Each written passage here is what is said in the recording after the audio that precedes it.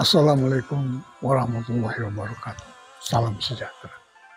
Bapak dan Ibu sekalian, kali ini kita mengangkat topik terkait dengan videonya Pak Ridwan Kamil, kurator IKN Nusantara, dengan judul IKN Nusantara sebagai ibu kota terbaik di dunia. Ini memang sangat menarik ya.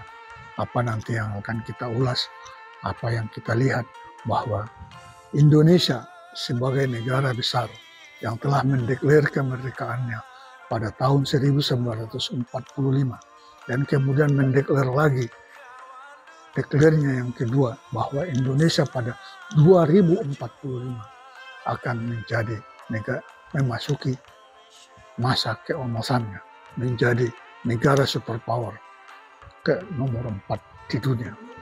Ini memang sangat menantang, sangat menggembirakan, sangat memberi harapan. Ya.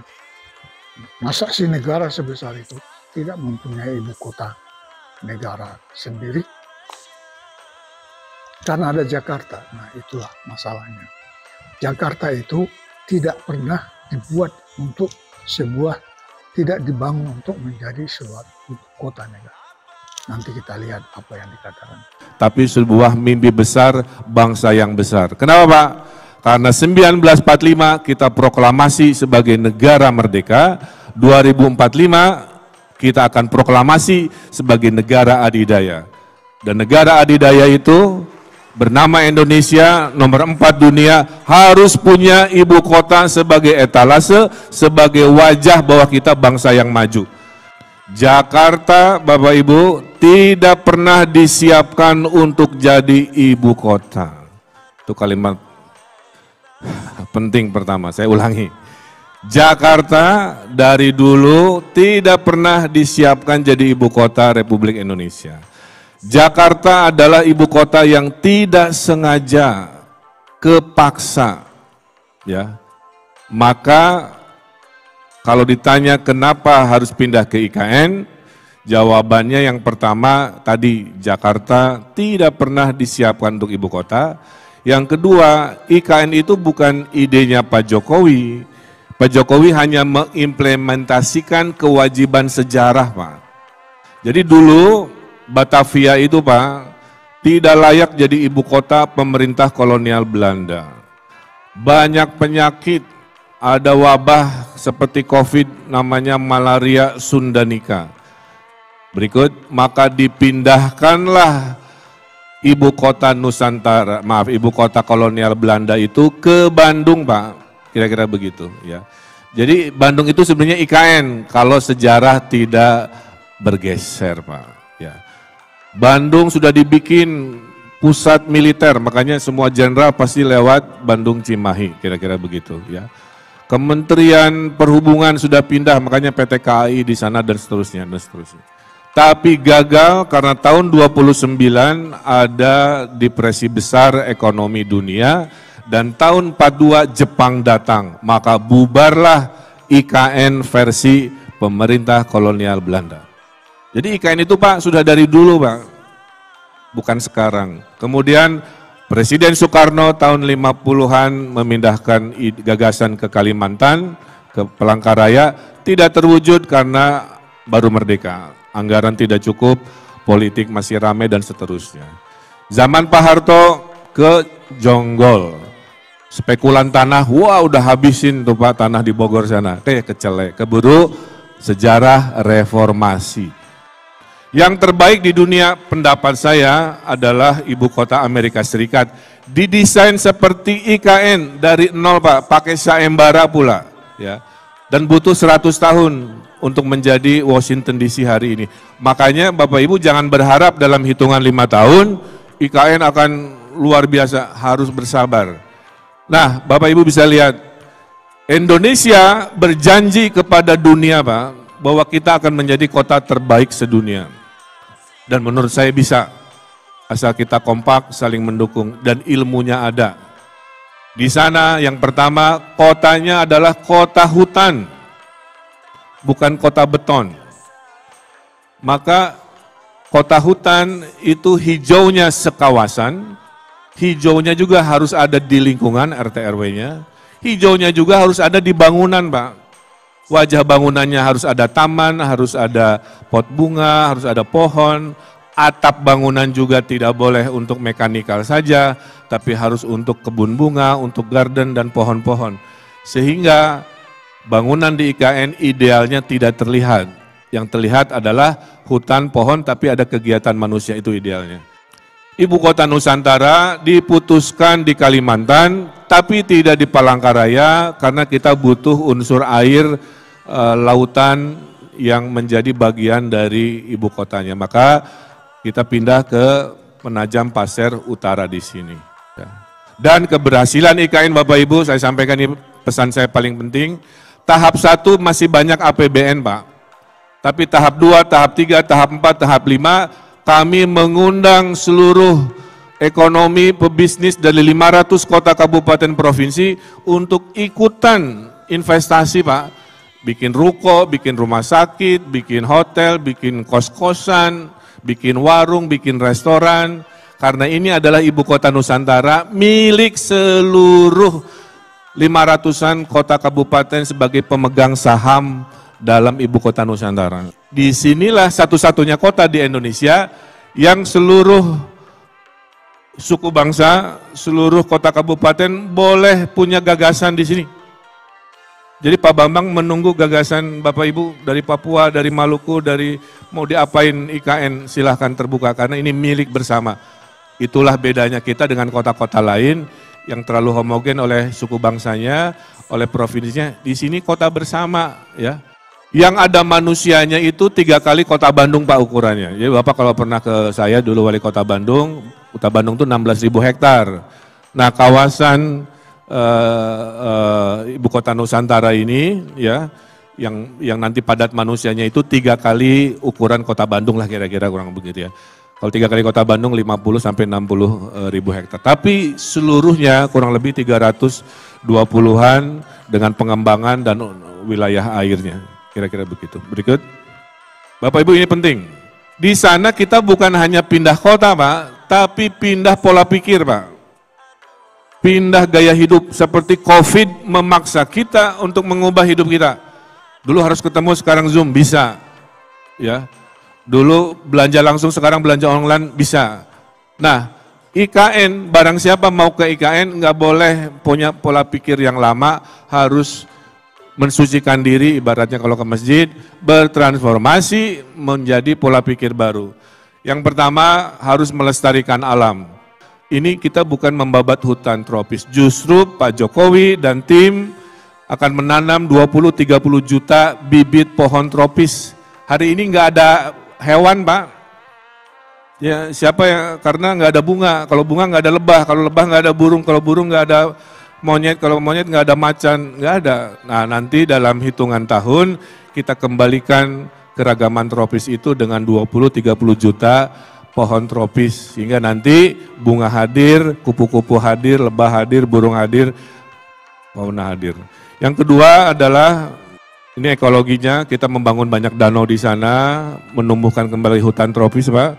Kalau datang ke sana sekarang masih monokultur ya, nanti mah beragam rupa-rupa. Berikut, dan itu tugas berat saya karena para arsitek yang membangun ingin menonjolkan arsitekturnya. Saya bilang rumusnya cuma satu, yang menonjol hanya Istana Presiden, sisanya di luar Istana Presiden tampil secukupnya. Ya, menghilanglah di balik hutan-hutan. Itulah yang disebut World Forest City, kira-kira begitu. Dan ini ilustrasinya. Dan di mana ada kota politik, ya kota ibu kota negara, harus ada aksis Pak. Ya, harus ada aksis yang formal, kira-kira begitu. Yang ada berdiri itu titik nolnya, Pak Bambang ya, titik nol di situ, tempat ditancapkan titik nolnya, bersejarah. Para gubernur termasuk saya dulu, di situ ada air dan tanah dari 30-an provinsi. Ujungnya adalah Istana Presiden dengan istana pertama di dunia berbentuk sayap Garuda, kira-kira begitu ya. Nah, hidupnya juga harus berubah. Di sini ada yang tinggal di tanah, rumah-rumah, ada yang tinggal di apartemen supaya hidup lebih efisien. Di mana punya hutan di bawah bangunannya, di dalam bangunan dan di atas bangunannya. Dan yang menarik, semua apartemen di sini nanti ada jembatan Pak. Jadi Bapak kalau buru-buru lagi kangen sama tetangga sebelah gitu ya, nggak perlu turun ke bawah pencet lagi, cukup lewat jembatan antar apartemen, bahkan ke kantor Bapak Ibu bisa cukup lewat jembatan tanpa bertemu aspal. Inilah konsep baru yang saya bilang, hidup lebih sehat, lebih banyak jalan kaki ketimbang hari ini gaya Bapak Ibu kita, saya juga dikit-dikit naik mobil, dikit-dikit naik mobil.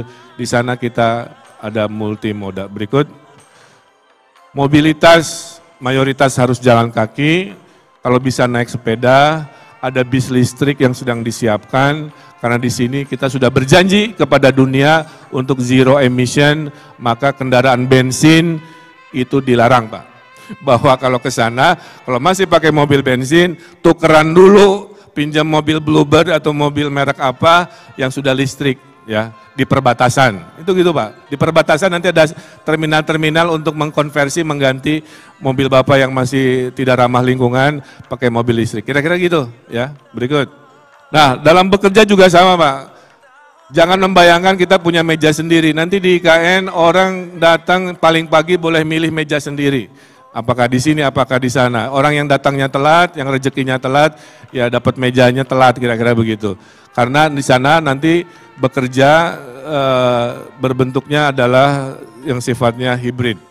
Kemudian karena smart city Pak, Bapak bisa bekerja di atas pohon, bisa bekerja di pinggir sungai. Ya, bosen kan di dalam ruangan, mending ke pinggir sungai, koneksi ada, smart city, bisa bekerja di mana saja. Itulah yang disebut dengan blend with nature. Kemudian multi-layer itu saya lagi ngantor di sebelah lapang voli, di sebelahnya lagi amphitheater, sebelahnya pasar. Jadi kita benar-benar hidup boleh produktif, tapi kita tidak diklasifikasi lagi cara kerja kita seperti hari ini. Makanya nggak ada Pak kota dunia yang dipersiapkan serevolusioner ini kecuali Nusantara. Berbanggalah kita, tapi sukses gagalnya tergantung kita mau berpartisipasi atau tidak. Ya. Kemudian ada seamless itu antar departemen, antar kantor ada jembatan, sehingga kalau mau rapat antar kementerian itu bisa lewat jembatan, bisa lewat sesuatu, dan juga tentang persiapan untuk work 5.0-nya ya, bahwa di masa depan teknologi akan menggantikan. Nah ini bulan Agustus kita upacara di sini Pak, ada tulisan sumbu kebangsaan tuh Pak, yang kanan bawah nanti upacara di sana sedang dipersiapkan. Terakhir tidak akan pakai tenda, akan pakai payung-payung ya, supaya budaya payung-payung Nusantara menjadi simbol kebersamaan. Jadi nanti upacaranya agak unik ya. Kemudian ada kantor presiden yang ada burung garudanya, kemudian ada istana negara. Kalau Bapak nanti masuk ke istana negara Pak, semua budaya ngumpul di situ Pak. Ada ekspresi Papua di dindingnya, ada ekspresi Jawa di langit-langitnya, ada ekspresi Sunda di pola lantainya, ada ekspresi budaya Minang di ruang kenegaraan. Kan nggak pernah ada seperti ini ya. Itu ada di sini Pak. Bapak Presiden Jokowi itu, mohon maaf ya saya cerita, beliau pernah curhat ke saya dalam suatu kesempatan. Tiap menerima kepala negara dari Eropa Pak, di Istana Merdeka tuh, suka diceramahin, Pak Jokowi tahu nggak ini tuh artinya anu-anu, karena Istana Merdeka kan budaya Barat Pak. Jadi selama ini sampai hari ini ya, bangsa yang luar biasa ini istananya masih dengan simbol-simbol penjajah Pak.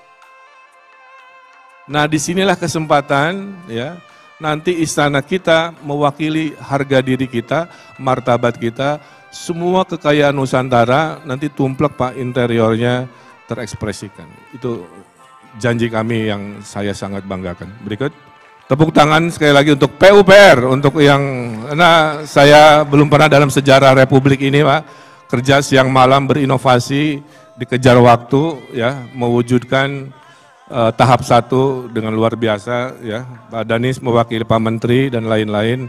Saya saksi hidup, bersaksi tim PUPR dari sisi membangun, semua ilmu diturunkan Pak ya, dari ilmu nyata sampai gaib semua hadir di sini. Kejar setoran 17 Agustus. Tercapai Pak, coba. Saya bayangkan sebagian dari kita ke sana nanti meneteskan air mata, percaya mas saya. Ya, luar biasa. Saya nggak bisa ceritakan di sini Pak, harus melihat wow-nya itu di sana. Nah ini contoh tugas saya. Tadinya apartemennya kayak Jakarta Pak, kaca-kaca gitu kan ya, kayak Sudirman Tamrin gitu. Saya bilang nggak boleh lupakan pola pikir itu. Di IKN harus hijau kayak hutan bawahnya, harus banyak air, banyak pepohonan, bangunannya harus ada balkon-balkon kehijauan, atasnya harus jadi hutan kecil, warnanya harus warna kayu supaya nyamar menjadi kayak hutan. Kalau bangunan bisa hilang, itu bagus, bukan bangunannya berteriak. Ini contoh yang terbaik untuk tipe apartemen yang sedang konstruksi. Ya. Lihat, kantor Pak Kapolri, ya, keren begini, nggak ada di dunia, masuk jalan-jalan silahkan ke seluruh dunia, nggak ada kantor polisi sekeren kantor polisi Republik Indonesia. Tepuk tangan untuk Polri. Nggak kayak kantor polisi Pak, kayak hotel di Nusa Dua, tapi isinya polisi, gitulah kira-kira ya. Jadi suasananya menyenangkan, bikin apa, tapi isinya polisi lagi bekerja melindungi kita. TNI juga sama, semua sama. Ini jumlahnya puluhan Pak, yang saya tampilkan hanya 2-3 aja ya, mewakili imajinasi bersejarah ini luar biasa. Jadi kalau kita tidak bangga, kalau kita masih berdebat urusan IKN dengan urusan lain, menurut saya kita mundur ke belakang. Ini yang tadi pagi saya review, ini kantor lembaga penjaminan simpanan ya. Sama, hutan, tahap 2-nya juga menghutan, bangunannya menghilang, tapi canggih di dalamnya pakai HP bisa ngapain aja. Nah inilah kira-kira nanti jalur pedestriannya, kita desain pohonnya tidak hijau, karena ada pohon yang bisa berwarna kan. 2 bulan dalam setahun pohonnya ungu semua, jakaranda, dalam 1 bulan setahun pohonnya warna kuning, ya, atau warna-warna partai kalau ada bisa kita akomodasi karena ini milik bersama. Kabarkan saya kalau ada pohonnya biru atau oranye, ya kita bagi-bagi. Ya.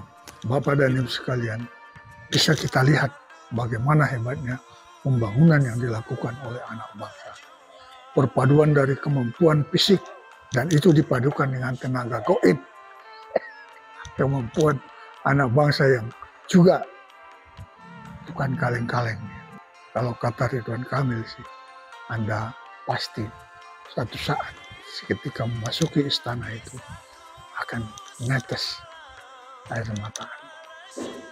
Karena terharu seperti apa hebatnya, bagaimana hebatnya bangsa ini melakukan tugasnya, memperlihatkan kemampuannya kepada dunia luar. Demikian, wabillahi taufiq wal hidayah.